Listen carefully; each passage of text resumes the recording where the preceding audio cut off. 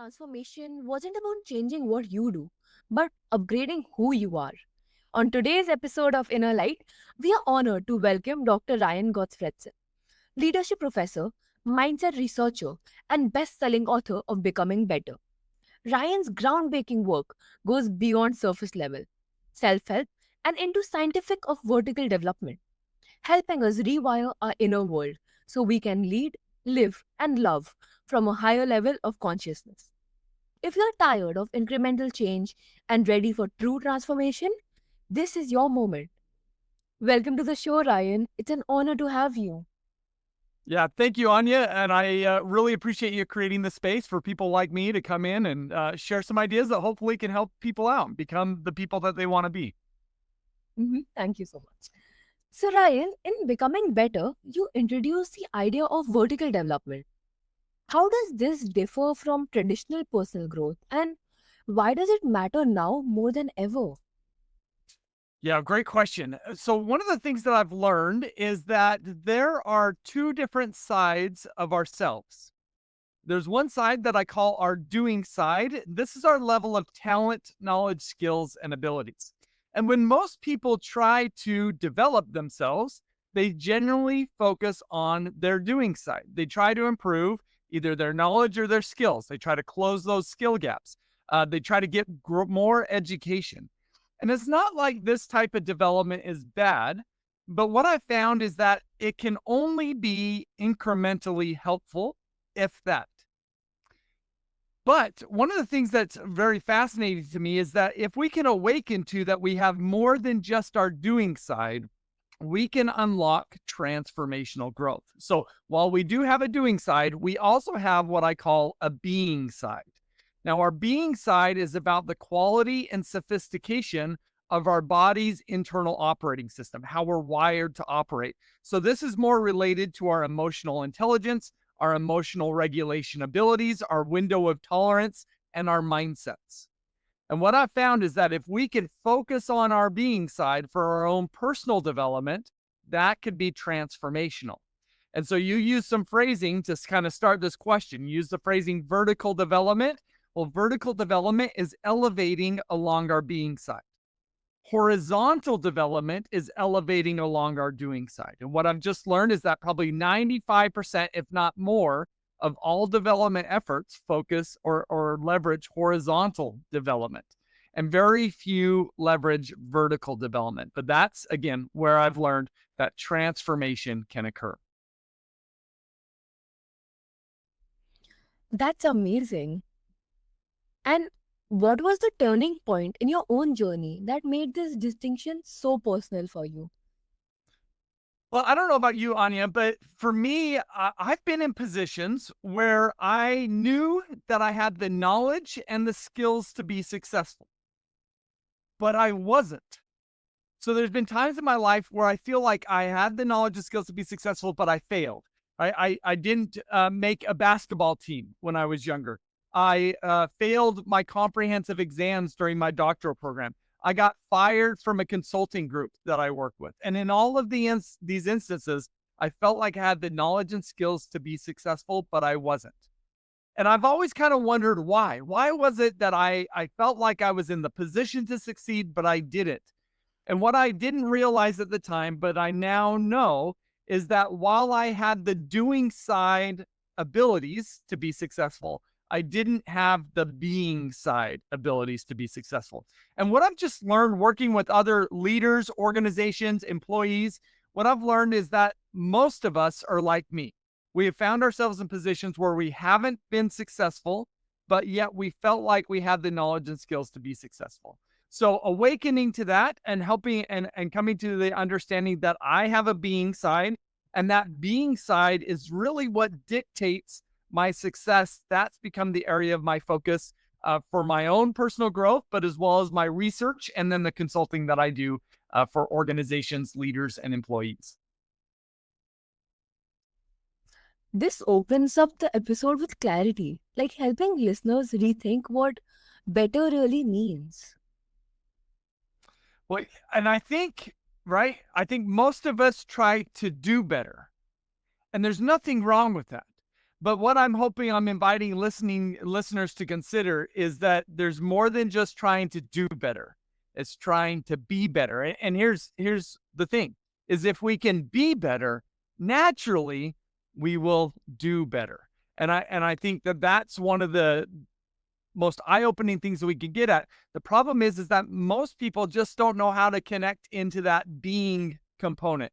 And so that's I've written a new book. It's now just out.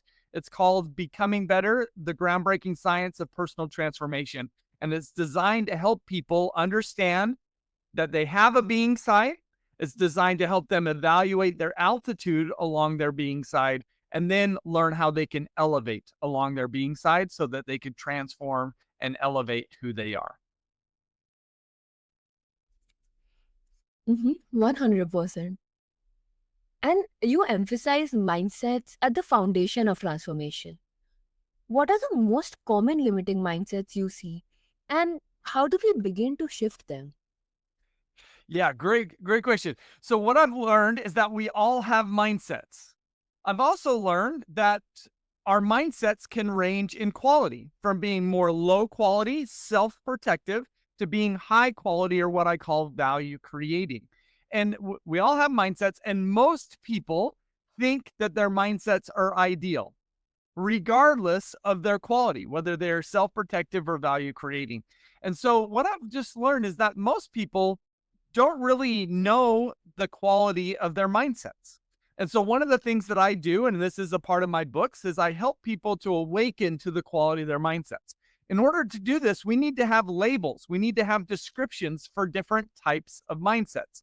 And so that's one of the things that I help people with so that they can awaken to their mindsets. So what I found is that across the last 40 years of academic research focused on mindsets, there's really four different primary sets of mindsets.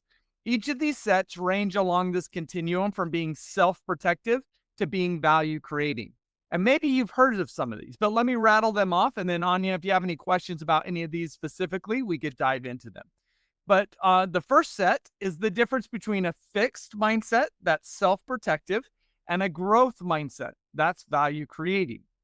The second set is a closed mindset, which is self-protective, to an open mindset, and that's value creating. The third set is prevention, which is self-protective, to promotion, which is value creating. And then the fourth set is an inward mindset, which is self-protective, to an outward mindset that is value creating. So all of us, we have mindsets, and the quality of our mindsets across each of these continuums, our mindset quality will fall along each of these continuums. In fact, if you want to awaken to the quality of your mindsets, I actually have a free personal mindset assessment on my website at ryangottfredson.com. You could take that, it takes only about 5 minutes, and then you can get a report that tells you the quality of your mindsets relative to the 50,000 other people who have taken the assessment. Absolutely. And can you share a practical tool or reflection to help listeners identify their own hidden mindset blocks? Yeah, for sure. And let me tell you a personal story along with this. So this actually came after I got fired from this consulting group that I worked with, and I took a job back at the university that I had worked with previously. And I was in this position that I wanted to upgrade my life. I just didn't really know how to do so. And at that time, I met with the CEO of a business that's local to me. And the CEO is this very charismatic, bubbly guy. And the first time I met him, he hands me a book. And the book is called The 5 Minute Journal. And when he hands me this book, he says to me, "This book will change your life." And outwardly, I'm very gracious. I'm saying, "Oh, thank you so much. I love books. This is great." But inwardly, what I'm saying is, there is no way that I'm going to journal. That's not something that I do. And so I got home and I went to throw the book in the trash. And then right as I was doing that, I kind of had this epiphany, right? I saw this leader in my mind's eye and I heard him say the words, "This book will change your life." And I kind of stopped mid throw And I took the book back and I looked at it, and what it invites you to do is just answer. Take 5 minutes every day to answer a series of questions. And I kind of said, wow, well, maybe this might help me. Let me try it out. So I said, I'll try it out for 2 weeks. If it helps me, I'll keep doing it. If it doesn't help me, then I'll toss it in the trash.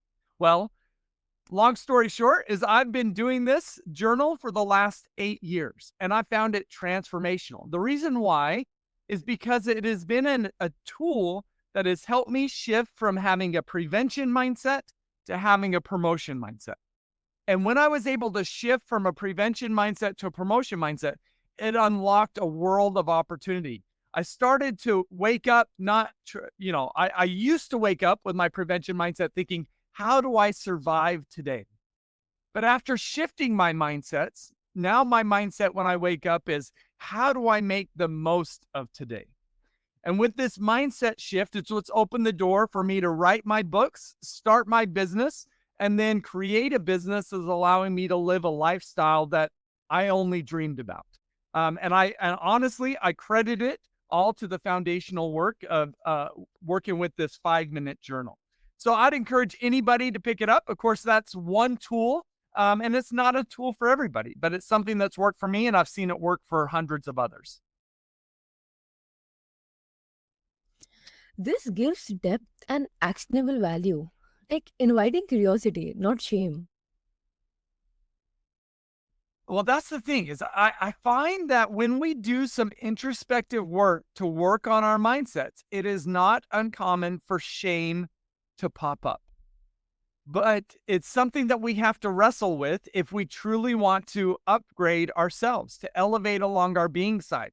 We've got to become crystal clear about the quality of our mindsets, whether they are negative or positive. And I'll tell you for myself, it's not easy to come to terms with the idea that you don't have the most positive mindsets.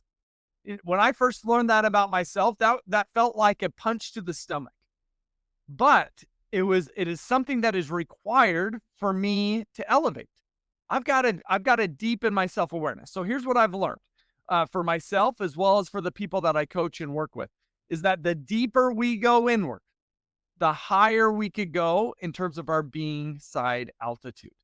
And when we go deep inward, inevitably, we're going to uncover some things that are ugly, things that we don't like.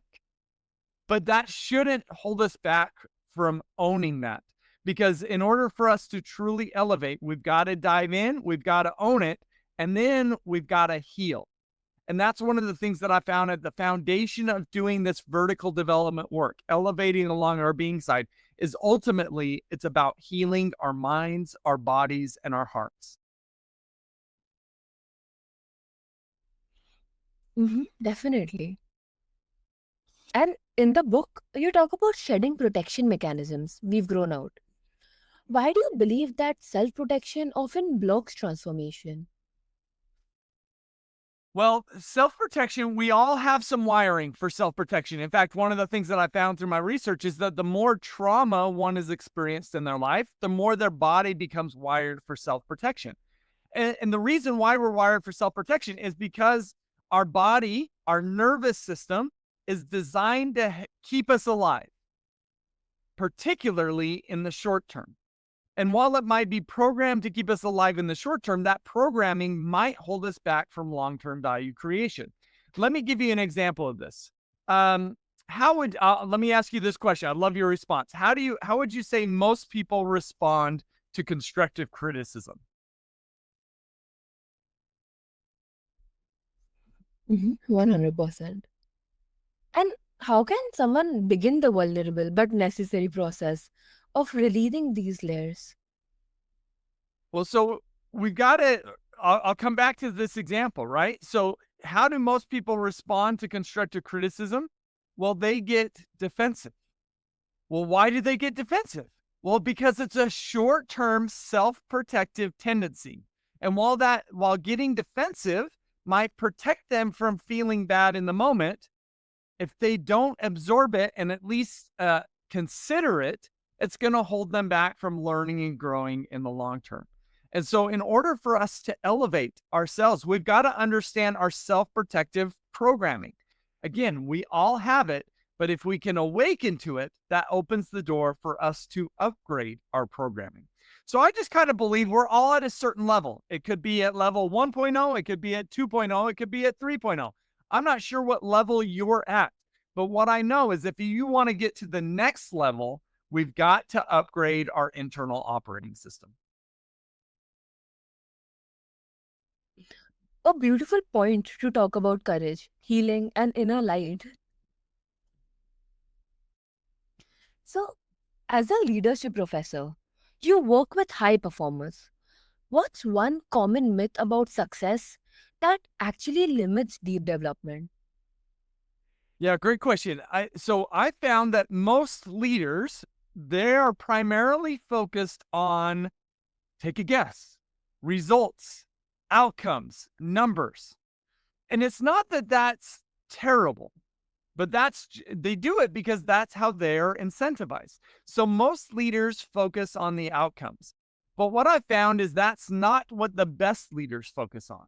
The best leaders, of course, it's not that they're not concerned about the results or the outcomes, but what they are primarily concerned about is the drivers of the outcomes. Right. So, what I find is that most leaders are so concerned about results and outcomes, particularly in the short term, that they don't make investments in culture. But what I find when I study the very best leaders is one of their biggest priorities is to focus on culture. Well, why is that? Is because culture is that leader's most important long term play. If they want to be successful in the long term, they've got to get culture right. So the very best leaders invest in the processes that go into the outcomes and not necessarily the outcomes themselves. They know that if we could get those processes right, then the outcomes will naturally take care of themselves. And so leaders who can do that, that's a huge sign or a signal of a really vertically developed and mature leader.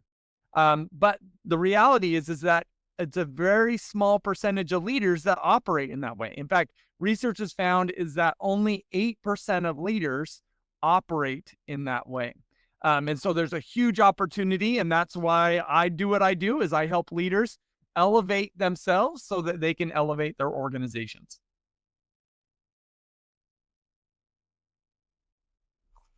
Right. And how can organizations support vertical development without burning out their people?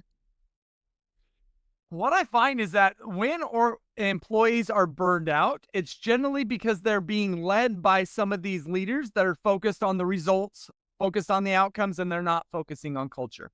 So what I found is that in order for leaders to bring out the best in their people, they need to be what I call gardener-minded leaders. Right? The best gardeners, they know that they can't force a seed to sprout, a plant to grow, or a tree to bear fruit, but they can create the conditions under which that occurs. And the better the conditions, the greater the yield. And so the best leaders understand this. They cultivate the garden. Well, what are some ways in which they can do that? Well, one, they've got to get a clear, inspirational, and stakeholder centric purpose.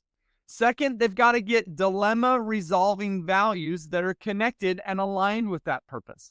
And then third, they've got to create psychological safety. You see, the more fear there is in an organization, the more the employees are going to be wired to self protect as opposed to value create. But if we can infuse psychological safety into the organization, it gives employees the freedom to operate more as value creators and not be self protectors. A powerful bridge between personal growth and cultural evolution.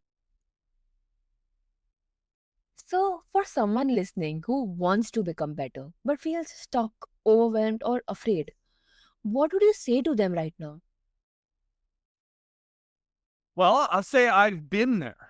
I've been stuck. I've been afraid. And I've worked with hundreds of people who have been in that position. And the thing that I think is most frustrating is that stuckness component is we are stuck and we don't know how to get out of it. And how we typically try to get out of it is by focusing on doing side development. Let me give you an example. I had a manager that reached out to me and he said, I've got an employee that unfortunately I either need to move her up or I need to move her out. And I don't want to move her out, but she's struggling to move up. Can you work with her? I said, yeah, I'd love to work with her. So he connected me via email, and I got this email from her saying she's excited to engage in this coaching process. And at the bottom of her email, she had a bunch of letters after her last name, signifying a variety of different degrees that she had gotten, including master's degrees. She also had a variety of stamps representing different certificates that she had earned through different development programs. And I remember getting this email thinking, why does she need my coaching? Look at all these different degrees and certificates she has. But we jumped on a call and I asked her, well, why do you want this coaching? And she said, I feel stuck. I've been in this position for the last 10 years, and every year I get passed up for promotion. And whenever I get passed up for promotion, I go and get a new degree or a new certificate, and I still haven't gotten promoted. And so she was feeling stuck. And the only way she knew how to get out was to focus on investing more in her doing side. But it wasn't working. And so what I discovered through the coaching process is what was the problem wasn't her doing side, it was her being side. You see, one of the things that she had going on in her internal operating system is she had a fear of taking initiative. And so while she was great at following direction, she really struggled to stand on her own feet and take initiative. And that's why she had never been promoted. And so if she wanted to get promoted, we needed to work on on her being side. And so that's what we did. We helped her awaken to her fears, her insecurities, and we helped her to rise above those fears and insecurities. So if you are somebody who is stuck, I get it. But let me make it clear that if you want to get out of being stuck, it isn't going to come by focusing on your doing side. And that's what we're used to focusing on. It's only going to come by focusing on your being side. That's great. And what's one mindset shift or micro move they can make today that opens the door? Yeah, I believe it all starts with self awareness, as we kind of mentioned. So, if I'm going to give you one step, I'm going to tell you go to my website, ryangottfredson.com, take my mindset assessment, and awaken to the quality of your mindsets. And then there's a variety of different resources that I will share with you to help you if you want to do the work of upgrading your mindsets so that you can elevate along your being side. End with heart, clarity, and momentum. Something soft by Catalyst. So, Dr. Ryan Gottfredson reminds us that becoming better isn't about doing more, it's about being more open, more conscious, more courageous. If you're not ready to lead yourself from the inside out, let this be your invitation. Not to become perfect, but to be real, to become true, to become better.